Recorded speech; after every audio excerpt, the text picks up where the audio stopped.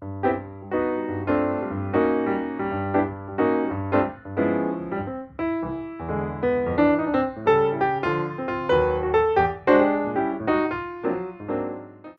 everybody. Blue Gal here. Talk about knitting. And I am so grateful for this podcast because it is an absolute accountability engine for me to tell you 1 week what I'm going to work on. And then, oh, yeah, I have to finish this because I told the podcast listeners I would finish it. So, this is not, as I told you last week, this is not my knitting. This is a sweater that was started by someone, and I don't know what the situation is, but they donated a cuff to cuff sweater that was unfinished. And I still have ends to work in, but it's finished. And it's it's a jacket that goes cuff to cuff. And what I had to do to finish this was what took me a day, took me all day Sunday. Um, and we were snowed in, so this worked out really well. I had to rip back 8 inches on these sleeves. They literally 8 inches too long, and I'm sure that's why it wound up in the UFO pile and ultimately wound up being donated. Again, I don't know what the situation is with the person that knit this, whether someone passed away and they donated it or whether someone was downsizing. I'm going to find out because this is a lovely jacket. I ripped back 8 inches on both sleeves, and the fact is that this is cuff to cuff, where you cast on one cuff, knit the sleeve, add on stitches, and then knit the body, bind off the fronts, go along the back, cast on the fronts, and then go down and decrease to the second sleeve. You can see I need to work in an end there. Um, and then bind off again.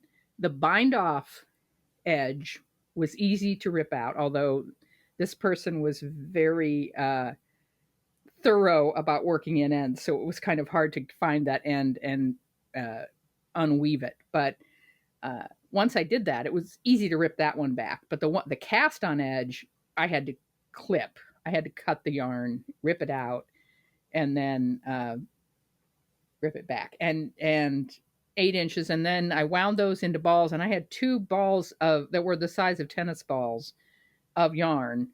I didn't try to steam it or straighten it out. It's acrylic. I wasn't going to do that, but I just wound it into balls fairly tightly so that that crimp in the pre-knit yarn was straightened out a little bit. It was 86 grams of yarn, and I had purchased over the weekend another skein of gray, uh, what I thought this yarn was, which is Caron Simply Soft in gray tweed. And it wasn't the same dye lot, but it was good enough. But then when I unwound the sleeves, I had 86 grams, so I didn't need it. I still used the new yarn for the seaming on this because I wasn't sure what I was going to need for the neckline, which is really long. This is about 250 stitches, size 4 needles picked up all along the edge and going to the back of the neck and down the front again. And I did an inch of seed stitch.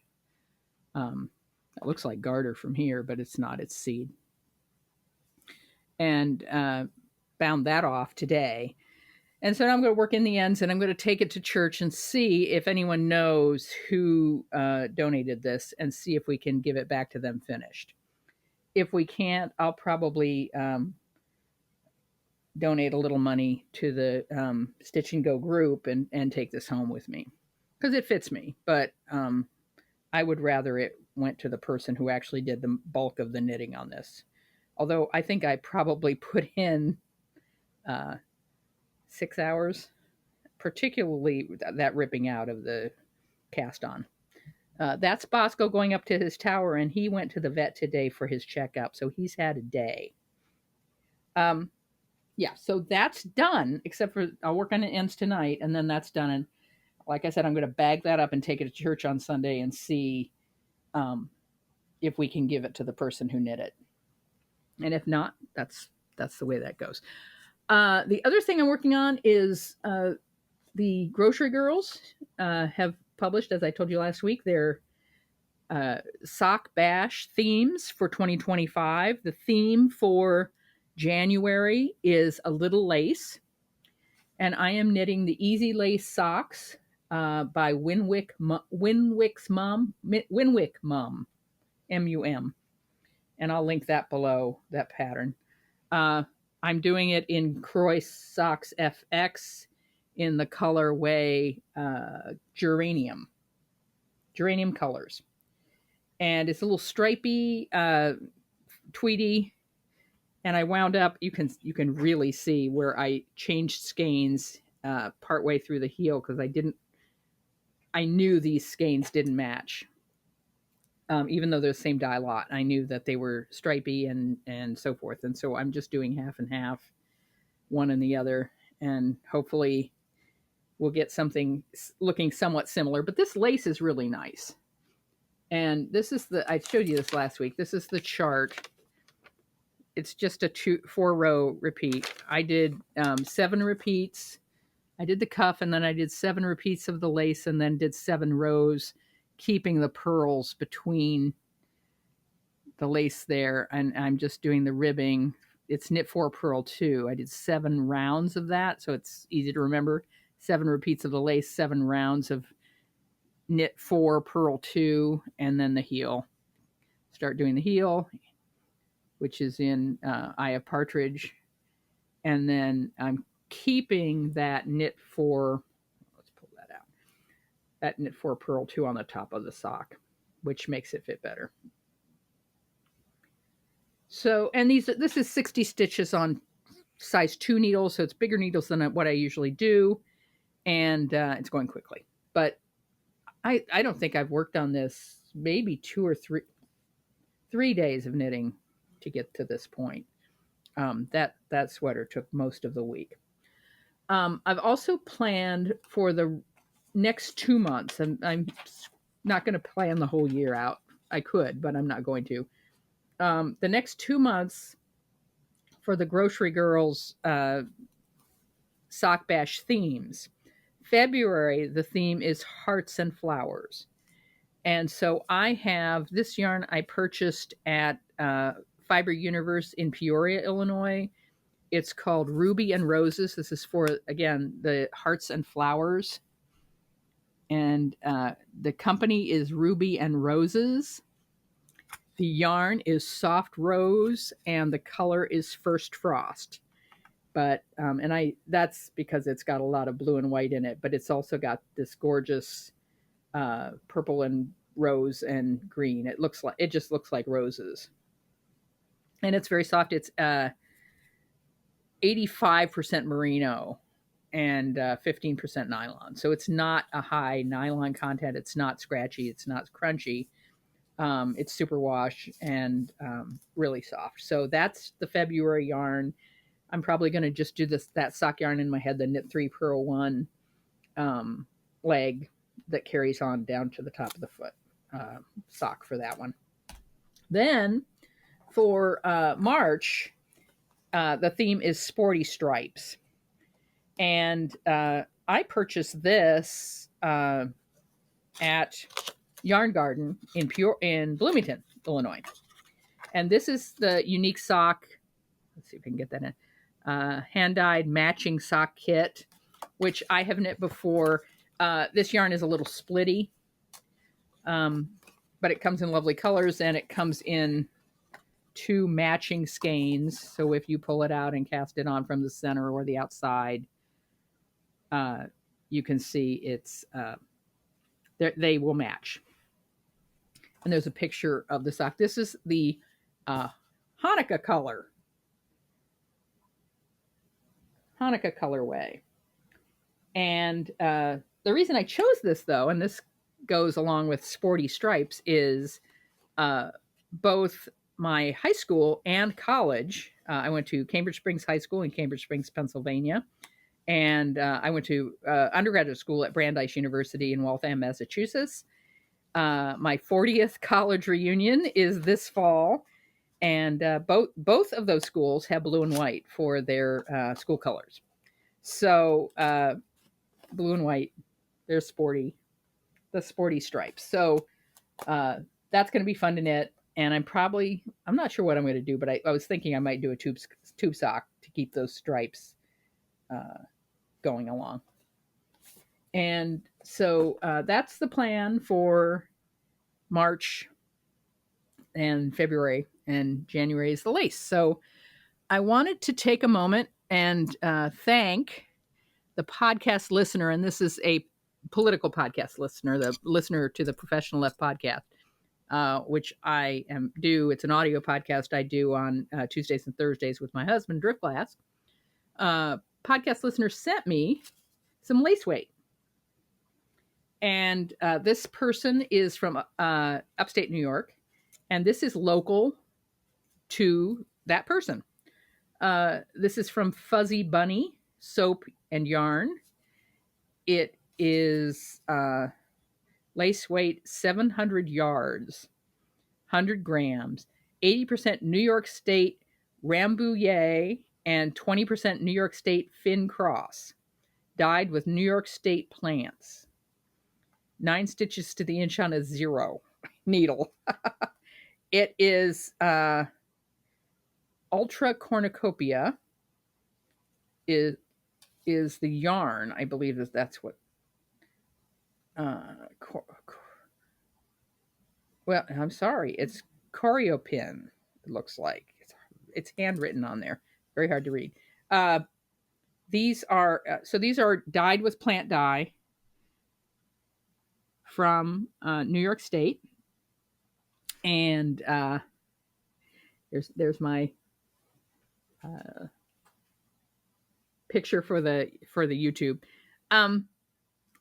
And I think what I'm going to do with this, since it is 100 grams per skein, is I'm going to wind these into 25-gram balls, and then play around with. I don't do a lot of lace knitting, and but I do like blending plies and doing marls, and so I'm going to play around with this and experiment with carrying 4 strands at a time, and play with fades on this, and make some hats. So this is going to go in the hat box, and I will be, like I said, winding this 4 times so that we get the opportunity. So I get the opportunity to strand it with multiple strands and make a heavier weight, but not too heavy. A heavier weight hat. This is very, very fine yarn. It's just a little string there. But I'm excited. Thank you so much. This was a very generous gift to send me some local to you yarn. So I really appreciate that. Thank you. All right. So we've got some plans ahead. I'm really excited by how this is catching on. This 2025, the year of UFOs, Finish Your Frog. And next week, on Wednesday the 15th, we are starting a 1-week mini knit-along. It is Knit a Sleeve Week. January 15th to 22nd, we're going to knit a sleeve together. And this is really catching on, and I'm loving it, that people are excited to have just a week rather than a knit-along where you bang out a sweater, which is also fun, but where you're focused on something that does cause procrastination, and that we get the sleeves done on sweaters. So we're going to do that. And so this is the week that I encourage you to go through those Ziploc bags with sweaters in them that are in your UFO pile and figure out which one you want to get off the needles. And that means a little bit of pain probably for some people. I understand. I am at the sleeves with this one, and this is the one I have chosen to do. I started this last year. This is the Tin Can Knits basic pullover, and I did a hand knit across the front. And so I've got the sleeves on the needle, one sleeve on the needle. And so what I'm doing this week, because I know this is what I'm going to be doing the sleeve next week, starting on the 15th, I'm going to try to finish this one. And that way I know what that entails, what the sleeve, I'll have notes on the second sleeve and I'll be able to go for it. It's done. The body's done. So, it's going to be fun to wear, hand knit. Um, but yeah, that's what I want to work on for knit a sleeve week. But this is the week to figure that out for everybody else. Go through your stash, go through your UFO pile, and if you're like me, you've got at least one sweater that needs sleeves on it. I've got a couple, so I'm going to do this one because I want to wear it. I also I'm trying to find a way every week to share with you something that I'm going to frog, because or at least once a month to show you a frog. But since we're starting this off in January, I'm finding, let me show you a frog a week, at least for January. This is Noro Silk Garden. This is a top-down sweater that I started for middle child when she was like 11. And she's 22 now, and this is not going to get done. So, and this is a lovely color. I've got a coordinating, and I probably have more of this. I assume I have more of this because I started a sweater. I've got 2 skeins of this, the Silk Garden, and then I've got some DK Weight coordinating purple, and I think I must have another couple skeins of this somewhere. I'm gonna rip this out, unwind it, and unravel it, and unwind it, and make a cowl for myself. Because it's pretty, very pretty yarn, and I deserve to not having this sit in my stash. So I'm not going to knit cowl. We'll do cowl knitting later this year as a knit along. But right now I'm going to frog this. And the point, as I always make with you guys, is it is as important and as much a marker of success to frog, to find out that this project no longer serves the person it was intended for, and it's really time to move that yarn back into active duty. So find something to frog this week if you can. That is a measure of success. Find that sweater that you want to work on sleeves, and go for it. And the other thing, I did some journaling today. I went. My husband had some errands to run, and I went over to our local Barnes and Noble bookstore and sat in the cafe and wrote down stuff. And I was wearing this sweater, which is a James C. Brett bulky acrylic. I didn't have a pattern. It's 2 panels, one narrower than the other, but the back matches. This is seed stitch, done top up. And then I picked up, cast on a little bit of a shoulder, and picked up along the sides of both of these panels and knit sleeves out from the center, body and sleeve out from the center. Because this is a striped yarn and I wanted vertical stripes on my body. The panel in the middle is a vertical stripe, and then the side seams and the side panels, because you knit them from the center out, wind up being vertical stripes. But I did not knit this for anyone but me. I knit it for myself, and I knit it because I wanted basically a knit sweatshirt to wear when it's cold. It wasn't meant to be a fashion statement. It was really meant, I'm going to knit it and I'm going to wear it when it's cold because I need a sweater. And the back is a little longer than the front by about 3 inches to cover my butt. And but the thing was, I was sitting in Barnes & Noble. I was journaling and writing stuff and making notes and everything else. And a woman came up to me and said, I like your sweater. And I said, I knit it myself. And the thing is, this happened earlier this week. My husband and I were shopping for groceries, and I was wearing, again, cold out. I threw on a acrylic scarf I had knit 7 or 8 years ago, bright colors, put it on. Somebody at Target, walks up to me and says, "I love your scarf." I said, "I knit it myself." And that's my why. That's my why for finishing things. I feel when I say the words to a stranger, "I knit it myself," that the angels are rejoicing. It is a victory for me as an artist that I am knitting it and wearing it and showing it off, and it is one of a kind, and people notice it. And I can say with confidence, even though, it's crap yarn, it's not a pattern, it's not complicated, it's mine, it's my work.